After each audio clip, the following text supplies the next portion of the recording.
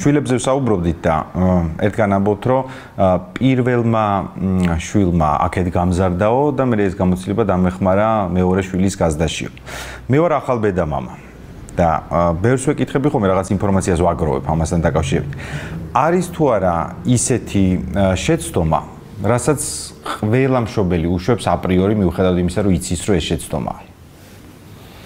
იცით რა, მე ექსპერტად ნამდვილად არ გამოვდგები, ესე იგი, იმაში მშობლობაში და მიუხედავად ამისა, რომ ექსპერტად არ გამოვდგები, შეცდომების იმად შემგროვებლად ნახდად გამოვდგები და ესე იგი, ყველა შესაძლო შეცდომა ალბათ არ მაქვს დაშვებული, მაგრამ ძალიან ბევრი.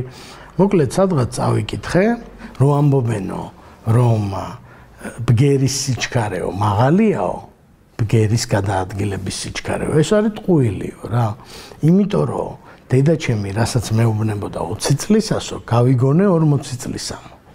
ველაპარაკე ამ ჩემ შვილს ესე იგი ბევრი რამეზე და მე მომეჩვენა რომ არ აინტერესებდა და მე რაღაც დისკომფორტი გამიჩნდა რომ აი რაღაცნაირი ტიპი ვარ, რომ არ აინტერესებს. ბავშვთა მე მივდივარ და რაღაცებს რაც არ აინტერესებს, მაინც უყვებ. მერე წლები გავიდა და აღმოჩნდა რომ ყველაფერი მოსმენელი და გაგებული აქვს, ასე ვთქვათ, ისიც რასაც თითქოს არ უსმენდა. და აი ამ პროცესში თქვენი მთავარი მიზანი რა იყო შვილების აღზრდისას? კარგი მოქალაქე თუ უბრალოდ ბედნიერი ტიპი?